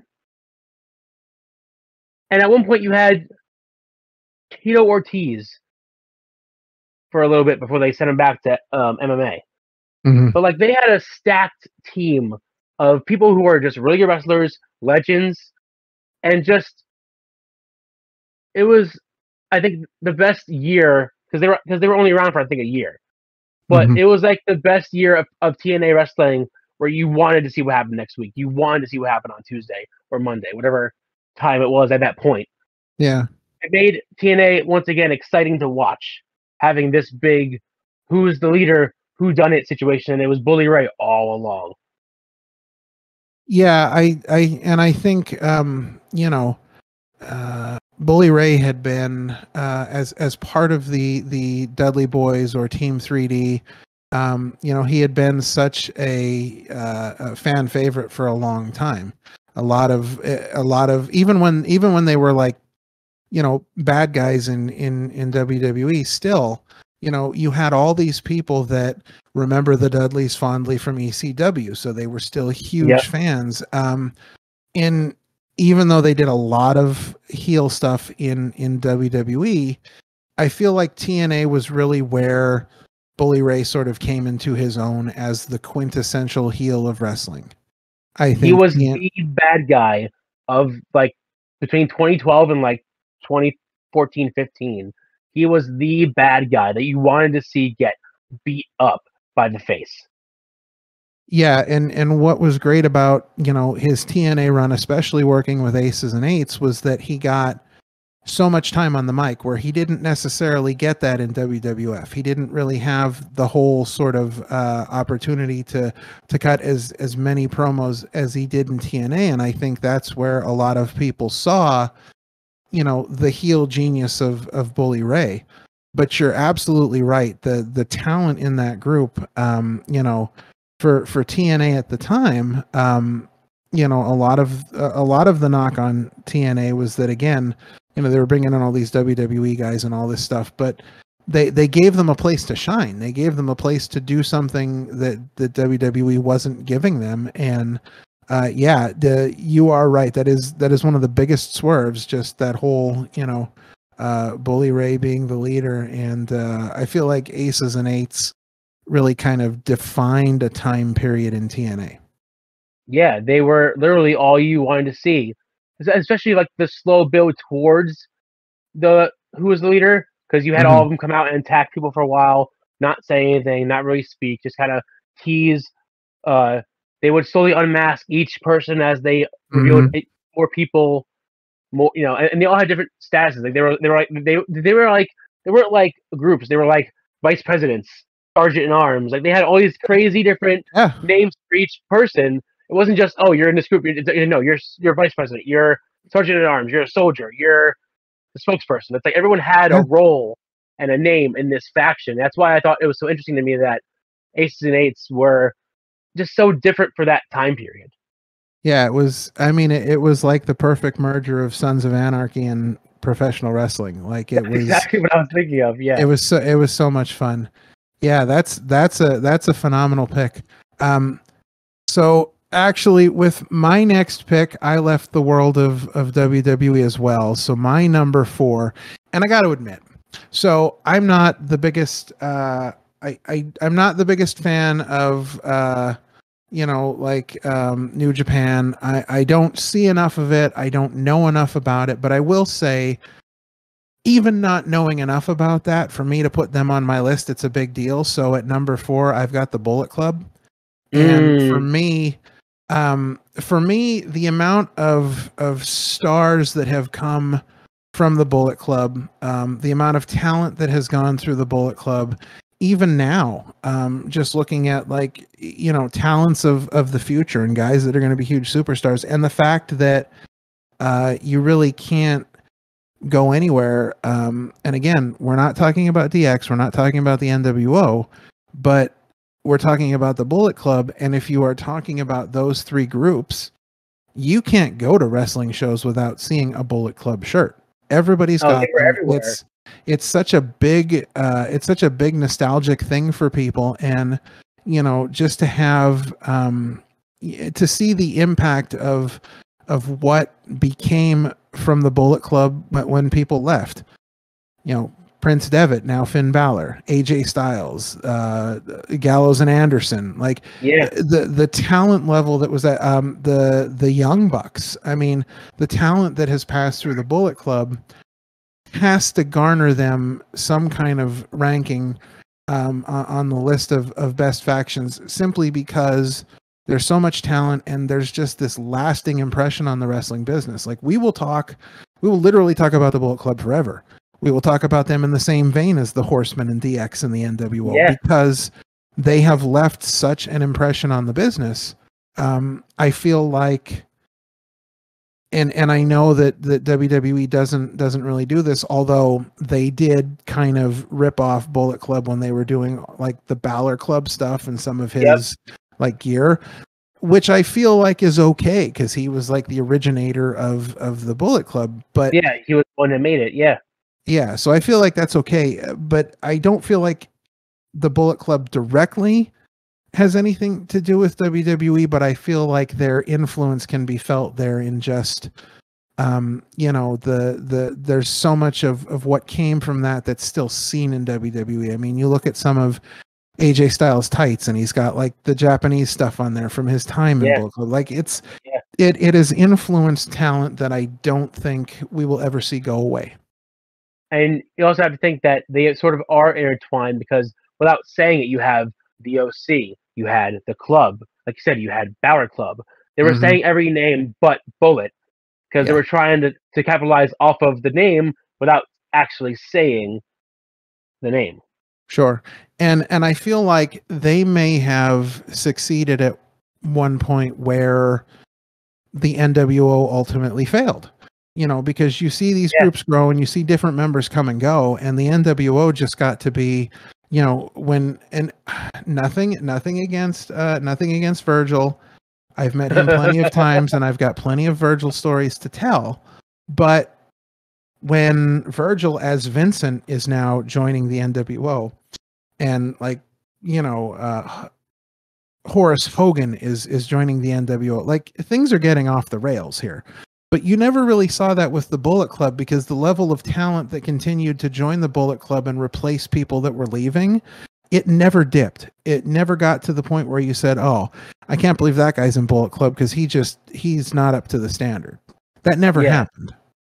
I think the biggest difference between what happened with the NWO and the Bullet Club is that the Bullet Club did have like a carousel of people come and go, while the NWO just kind of grew and grew and grew. They didn't know what to do with how many people they had on their NWO roster, so they made a WCW versus NWO storyline because they didn't. There was no one to cycle through. It was just let's just keep adding members and not change the guard. Mm-hmm.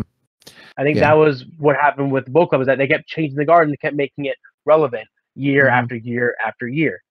Absolutely. And that may be the difference in, you know, how things work over in New Japan. That could just be the difference in companies where they're like, well, you know, we're not going to go down that same road and we're not going to let this thing fail. We're just going to keep building it at that same level. So definitely some influential stuff coming from New Japan and the Bullet Club. So that brings us up to your number 3 pick. My number 3 would be higher, but I have other ones that I think are more important. But it's the shirt I'm wearing, of course, the Undisputed Era, Adam Cole, Bobby Fish, Kyle O'Reilly, Roderick Strong. They were, I think, the faction in NXT from 2017 to 2021. They were it. I think, if they weren't in NXT wouldn't be as popular as it had become, because those 3 and then 4 were just must-see TV. And at one point, they gave them all the belts, and it was the coolest image to see, is have all 4 of them come out with the belts, and just it was just so cool, because then it was just something different. You hadn't had a faction that had all of the belts in a long time like that, where everyone had a belt that were the big belts. You had the North American Champion, the NXT Champion, and the NXT Tag Team Champions. The only one that they didn't have was a woman, but they had all the belts. Yeah. I'm sure if they had added a woman to the group, she would have had the belt, and they would have had every belt. Yeah. Yeah. So the Undisputed Era was just, for me, the Undisputed Era was a magical time in NXT. The stuff that they were doing, they weren't reinventing the wheel, but they were somehow making the wheel better. The stuff that they were, because you look at them and you see a group of people that they were the epitome of a group. They had each other's backs. And what's interesting was, you know, and this kind of goes along with them, but also goes along with NXT. I mean, yeah, they had all the titles, and you know, the North American title was actually a secondary title that meant something. Like, it was a quality secondary title, because it had meaning. They took the championships that already meant something and they elevated them. They made them so much better. And you didn't care that the Undisputed Era was just running over people, because they were they took so many elements of the Four Horsemen, where they were all championship material. They were all champions and better than everybody else. They merged that with aspects of the NWO, where they were like the bad guys, but the cool bad guys. You loved watching them do all the bad things that they did. They took elements of DX, where, you know, it was just fun appointment television. You had to see NXT every week because you wanted to see the Undisputed Era. And I think for me, the big thing about the Undisputed Era was that every single one of those guys, and we had a tag team in there, you know, and those guys could go as far as a tag team, but all four of them could go individually. And you had Adam Cole, who was, you know, the de facto leader of the group, but at the same time, you could not look at one of those four and say, well, this guy's better than this guy, or this guy's better than this guy, because they all brought so much talent. They were so good. You know, and what's kind of crazy about that is that, in a sense, the group started in 2010 in Ring of Honor when they were Future Shock, which is why I think it's kind of a funny nod that their theme says "Shock the System." Yes, brilliant. Whoever let that happen, that was brilliant. And I find that, like, this whole idea of the Undisputed Era is so far-reaching beyond just what they did in NXT. Look at the reaction Roderick Strong came out when he hugged Adam Cole in the ring.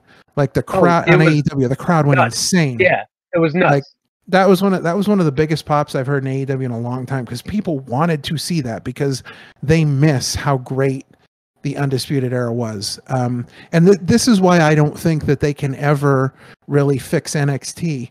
Like, once they left the black and gold brand and they did NXT 2.0, even trying to go back, and even Triple H and Shawn Michaels trying to fix things down there and make, you know, things more like the black and gold brand, they'll never be able to go back to the black and gold brand, because I mean, it's in the logo. The Undisputed Era was the black and gold brand. There's no way to replicate that magic again, because you had four people who I feel were so invested in the idea of the Undisputed Era as a team and not them individually. I mean, it took a little while till Roderick Strong got on board, but I feel like that was a great storytelling, you know, to the point where that was a great build to eventually have him join the group. That was a great build with that whole tag team match, and it was just and it was, and that was the key element. Putting the four of them together was that key element, and it was just a magic that you can't ever know is going to be as great as it is. You can't ever know that you're building something, but then it happens and you're like, wow, like, you know, we could never have known it was going to be this good. No, it was, I think that was the golden era of NXT, and it has not been the same since. Yeah, absolutely. I agree. Well, that was a phenomenal number 3 pick. That was great. So moving on to my number 3, I have what I feel is my personal favorite faction of all time, and I was going to put them at number 1, but there are some others that I feel are more deserving, but not by much. My pick for number 3 is the Mean Street Posse. No, I'm kidding. My pick for number 3, was actually the Undisputed Era. Like, we were right on target with that one. So I also picked the Undisputed Era, and I don't feel like we can show them enough love for what they did for the business, what they did for NXT. It was just a magical time, and we'll never get that back. But you know, I feel like us talking about NXT and the Undisputed Era and that time, it's kind of like how fans talk about ECW, the fans that, you know, were like, you know, we talk about this nostalgic time that we'll never get back again. I remember watching, you know, it was appointment television to see NXT. You know, we'd all gather at somebody's house and throw the network on, and like you had to see it. So you had to see what they were going to do next. Mm-hmm. So great picks. All right, well, that lets us move on to your number 2. We're getting up to the top here. I'm excited to see what you've got. I had to do a last minute change up because one of your picks was my number 1. So I did a last minute switch up. You already mentioned Bullet Club, so Bullet Club now on my list is off. Wow. So last minute changes. I'm excited. My number 2 is probably what changed modern wrestling today, because you have 3 of the biggest stars in different companies today, and that's the Shield. Okay. If you did not have the Shield, there would be no Roman Reigns, there would be no Tribal Chief, there would be no Seth freaking Rollins, and there definitely wouldn't be no Jon Moxley. Mm-hmm. Because that group, I think, started all of their careers and launched into where they are now. I think if they were never formed and they never did their 2-year run as the Shield, there would Mhm. be no Rollins or Reigns or even Dean Ambrose, aka John Moxley, that he is now.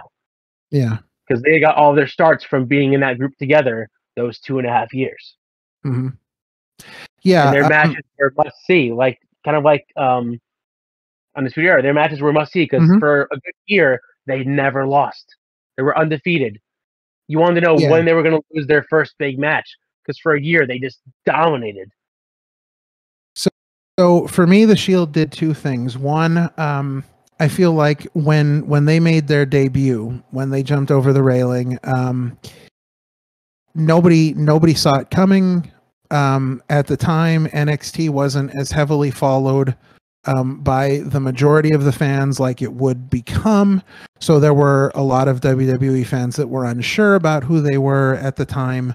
But their arrival and coming over the ring and just attacking during the match, I thought was fantastic. I thought that was one of the better debuts that they've had in WWE in a long time. So that was really cool. And for me, the Shield versus the Wyatt family, that feud on the main roster, that's one of my favorite feuds of all time, because I think every single match that they had was just an absolute banger of a match. It was just just phenomenal ring work. You want to talk about people working together as teams and working together as a unit. Now, I almost put the Shield on my list, and I will say that I ended up not putting them on my list. And my reasoning for not putting the Shield on the list was I felt like the Shield did more for the three wrestlers involved as individuals than it did for the Shield as a group. And that's the only reason I left them off. But I think the idea of the Shield and what they were able to do with it, and the fact that they were able to take three individuals and elevate the three of them with the creation of this group. I mean, you want to talk about one of the biggest surprise moments ever in wrestling. I mean, Seth Rollins turning on the group was just unimaginable. Like that was shocking. Shot heard around the world when it was. Smacked Reigns so hard and Reigns just slumped to the freaking ropes. The crowd went silent. Yeah, because nobody saw Seth Rollins being the guy to do it. Yeah, no one knew how to react. They were just silent, and then when he hit Ambrose, that's when they started to boo. But it took them a good second to realize, wait, what just happened? Yes, and people didn't think Seth Rollins was going to be the guy. They thought one of the others was going to be the guy to turn. The whole thing was just so masterfully done, and it really did. You're 100% correct. It made three legitimate superstars, and we would not have what we have today if it were not for that. And I'm glad that you put the Shield on your list, because I don't think sometimes that faction is given enough credit for giving us the head of the table, giving us the bloodline. Like the Shield was the blueprint and the architect for how to make all that work. And I don't think we give them enough. I don't think we give that group enough credit for that. So they were always fun to watch, always fun to see what they were doing next. Again, very much like an Undisputed Era. And they were, I think, because that was one of the first big groups to come out of NXT when they changed from being a game show to an actual brand. Mm-hmm. And but what they did differently, which I wish they would do a lot more now with their NXT stars, is they made them reintroduce themselves to the main roster rather than just say, "Oh, you know them." It's like, no. Here's who they are, and let them tell you who they are each week, rather than just you assume that you know who they are. Because I think the problem nowadays with NXT is that they just assume you watch NXT, so you should know who this star is. But that doesn't always translate, because not everybody watches NXT. Sure. And I think that's where the Shield gets the edge over the Undisputed Era, because I feel like, you know, the Shield made legitimate stars out of everyone in the group, and they're now going on to do some of the biggest things in wrestling. And I don't think the Undisputed Era is there yet. I don't think everybody that's in the Undisputed Era has gotten the same opportunities that, you know, the guys from the Shield have. And it's yet to be seen, you know, what really happens with everyone from Undisputed Era. But I mean, when you look at the Shield, you're literally talking about three of the biggest names in wrestling. We're talking about Roman Reigns breaking everyone's, you know, longest reigning champion world record. We're talking about Seth Rollins as the guy who's probably going to win the new, you know, world title. And Jon Moxley, you know, I mean, this guy is like the face of AEW. Like he's such a huge integral part of that, even though he wasn't there when it started. He's now such a huge part of it. So 3 gigantic superstars, for sure. And we do have the Shield to thank for that. Yeah, if it wasn't for them, we may not see the modern age of wrestling that we now see. Absolutely. Yeah. All right. So my number 2 is very similar to your number 2 in the fact that I feel like we've got a group that has legitimate superstars. Not everybody has necessarily gotten where they should be, and this is also a conversation we've had, but my number 2 is the New Day. Xavier Woods, Kofi Kingston, and Big E. I love them. So for me, I feel like if you look at factions in professional wrestling and you look at groups that have come and gone, you know, as long as these guys are in WWE, as we discussed previously on episode 1, the New Day's never going anywhere. They're going to be New Day for life. And so far, we have seen the rise of Kofi Kingston with Kofi Mania, which was huge. Yep. We've seen the rise of Big E with his world title run. And I feel like maybe not in the same vein, but Xavier Woods is a superstar in his own right. I mean, we chronicled all the stuff that he does. We talked about, you know, just being a YouTube sensation and being all over the product. And I think someday he will get his due. And I hope that that's soon. But for me, again, this is a group that epitomizes what it means to be a group. When one of them is missing, the two of them continue, and the third one is a presence even when not there. I mean, it's incredible to see 3 guys that basically saw nothing for themselves, saw no future, banded together, was given a gimmick that would never have lasted as long as it did, and they took that and they ran with it and proved why they are superstars. They've been a group almost as long as Bullet Club. Bullet Club formed in 2013. New Day formed end of 2014. Mm-hmm. Yeah, so they've been around almost 10 years now, which is crazy to think about that they've been a group for that long. But almost 10 years that New Day's been a group. Yeah. I just...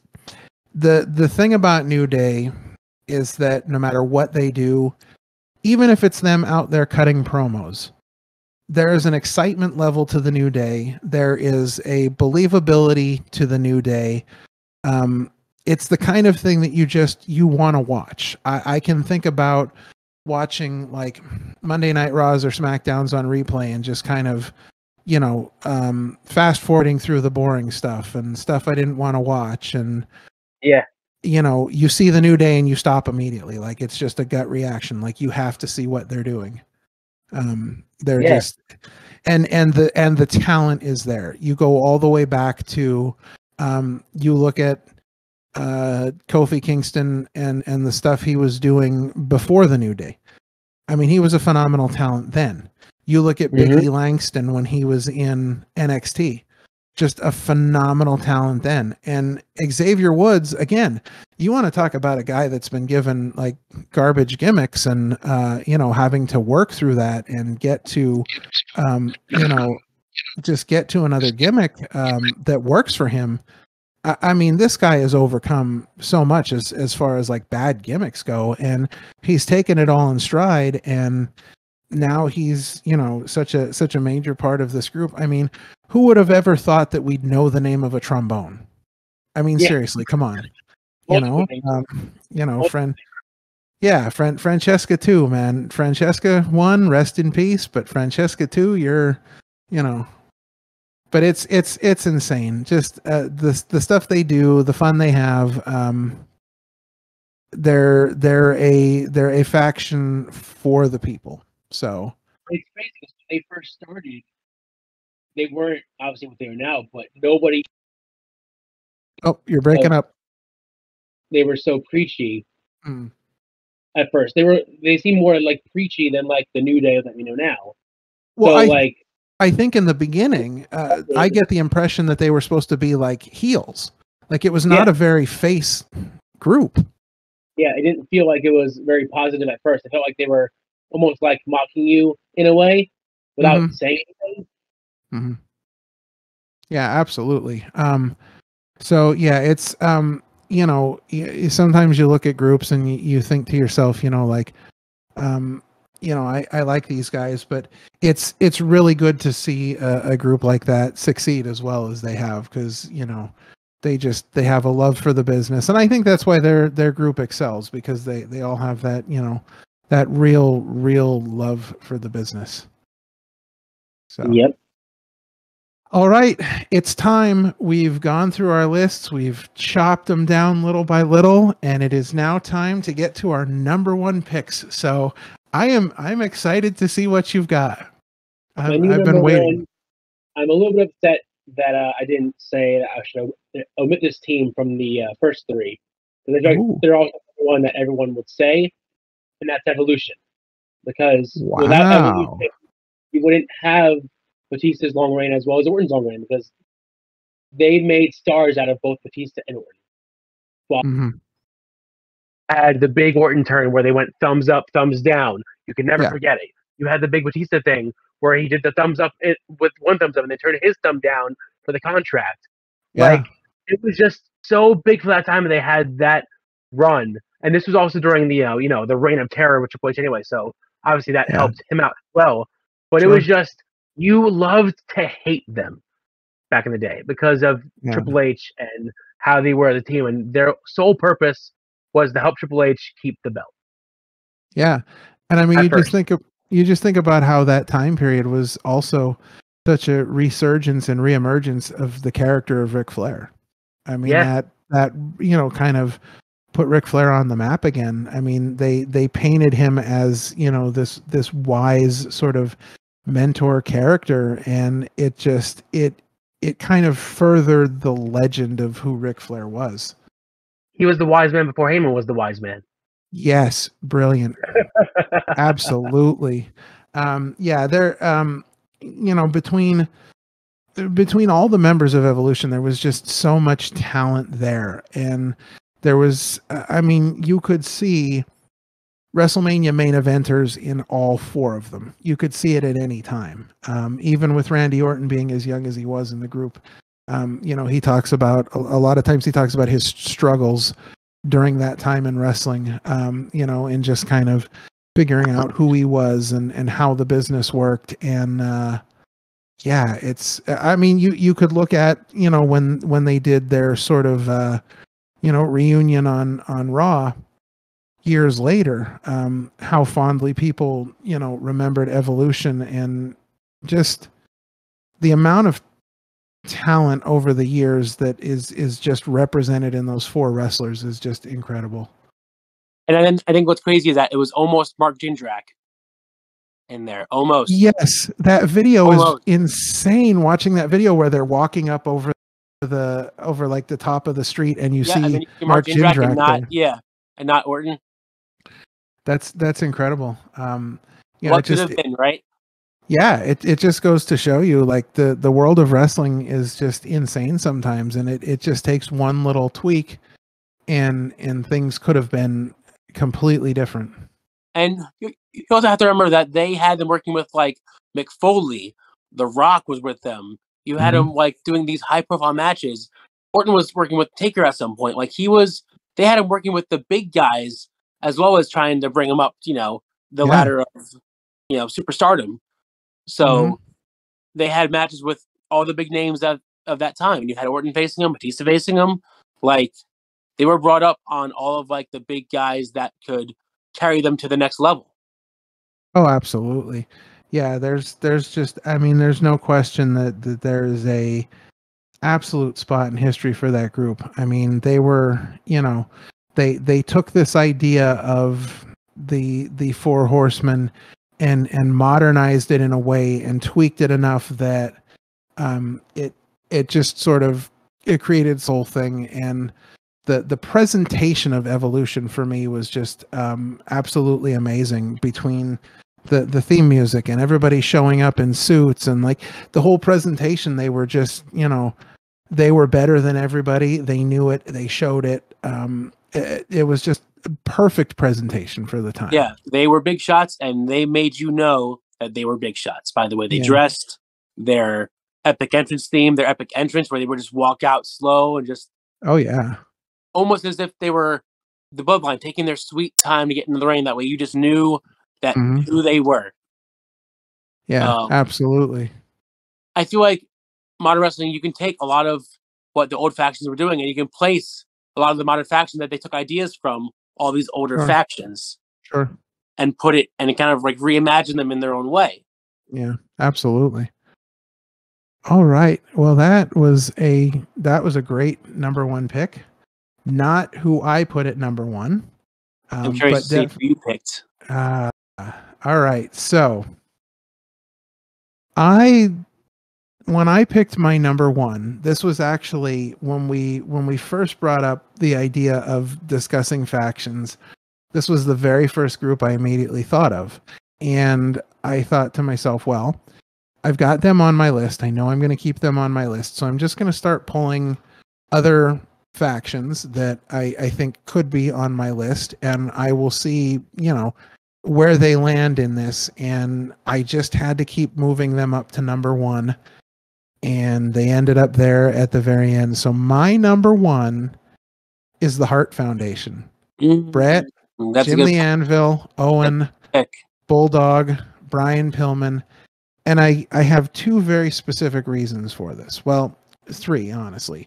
I mean, most of them were family.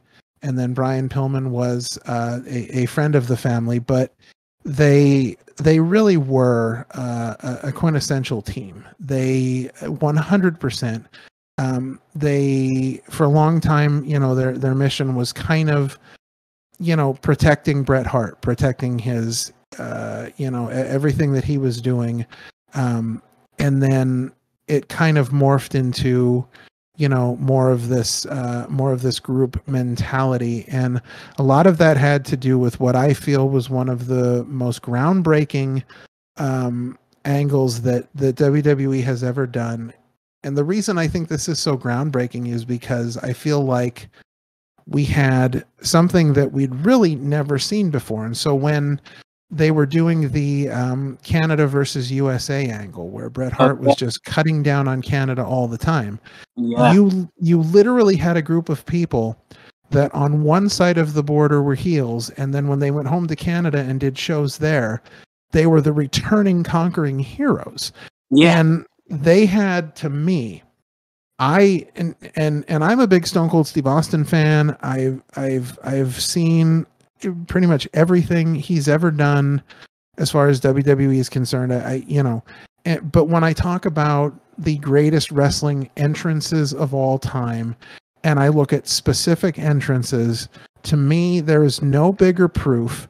And I don't think you'll ever see a moment in wrestling where you will see a reaction like this, except at this one time when they did In Your House Canadian Stampede, and it was Stone Cold Steve Austin, Goldust, Ken Shamrock, and the Legion of Doom against the Hart Foundation. And the Hart Foundation came out and they had individual entrances.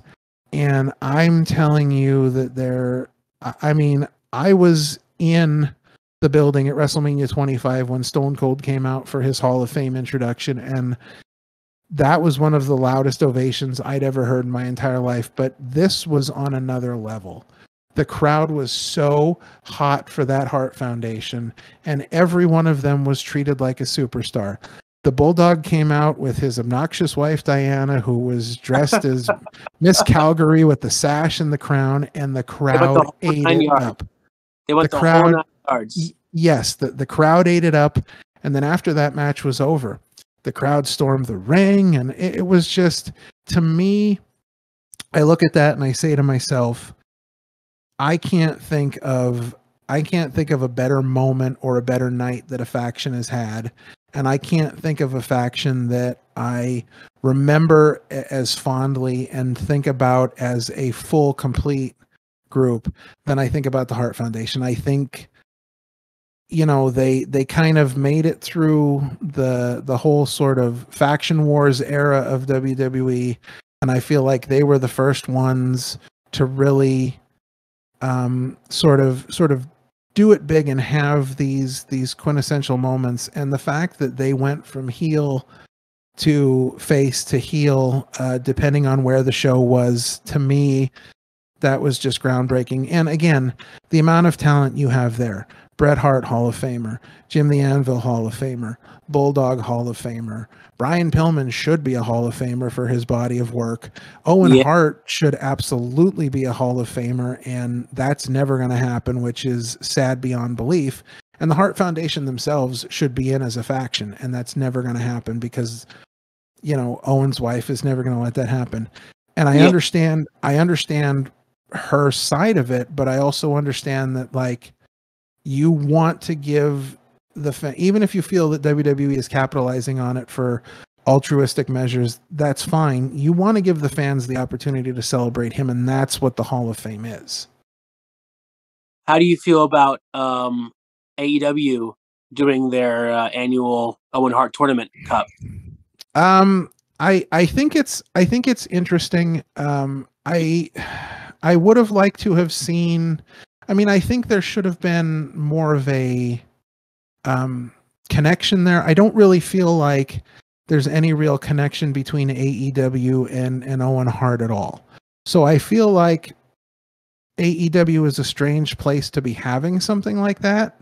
However, I'm glad that somebody is doing it, that they're at least allowing somebody to, present something that, honors and memorializes Owen. You have to look at a wrestler as a whole. And when you look at Owen Hart, I mean, his body of work is fantastic. He always comes up in conversations about guys that never had the opportunity to win the big one. His match with Bret Hart at WrestleMania 10 was phenomenal.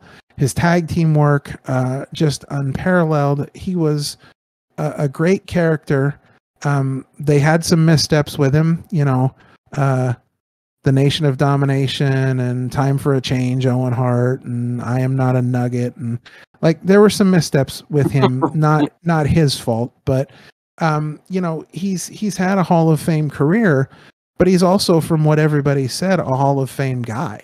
Yeah, like he was a good person. He cared about all he cared about was his family. All he wanted to do was make money and get out of wrestling and be with his family. And unfortunately, it did not work out for him in that way. But from everything they say, he was such a great man outside of the ring as well. So I feel like it's great that somebody is finally doing something, but I don't get the connection with AEW at all. I don't see it. I don't understand it. But I am okay with it. Gotcha. But I feel like the Hart Foundation for me just ticks off all the boxes. So some really great lists, and honestly, I think everybody that we talked about today, and I know that there are other factions that we could have brought up. There's many more, but I think everybody we talked about today deserves a place in that discussion. I think they're all, quality factions that have in one way changed the business or added something to the business or done something for the business that has changed the course of wrestling history. We wouldn't be the same without them. and I think they all deserve, their adulations, and I think they all deserve to be in the conversation. 100%. They all should definitely some great picks all around from both sides. And I will say, just as a side note, that the Mean Street Posse is the only group to ever sit at a couch ringside and watch a match. So, and listen, if we're talking about changing the wrestling game, their sweater vest game was on point. They made me want to wear sweater vests. I want were something else. I wanted to go see the mean streets of Greenwich after that. I wanted to plan a vacation, but listen, so great conversation on factions today. We got into a little draft talk, and looking forward to Backlash tomorrow night. Looking forward to see what happens. Same. I'm looking against the show. I think it's going to be a great show. I just feel like the match outcomes are going to be very predictable. Yeah, and that's the knock on a lot of WWE Premium Live events is just, you know that they're just not going to pull certain triggers, and they're not going to make certain changes. So, it does get a little predictable sometimes. But who knows? As long as it's a good show, as long as we've got some good matches, and I think we're going to see some good matches, I think it'll be a success. Yep. All right, so I think it's gonna be great. So, all right, that's gonna wrap us up for this week. Before we go, just throw a couple shout outs out there. We have our Mancast Network intro comes from David Adams. You can check him out online at Voice of the Ring on Twitter, and you can see all the great stuff that he's doing. And then, of course, our Opinion City intro comes from our good friend SoCal Val, who you can find on Twitter at SoCal Valerie. Again, both of these people are all over the world of wrestling, so check out what they're doing. And, of course, you can find us on Twitter at Mancast Network. You can also email us, mancastnetwork@gmail.com. You can find me online at RealRalph316. And Sean, where can everybody find you? Find me at Parma Cheezel. Awesome. Try and spell it. You'll have fun with it. Awesome. Well, it's been another great week, and guys, love talking pro wrestling with you, and thanks for listening, and we will see you guys next week. See you soon.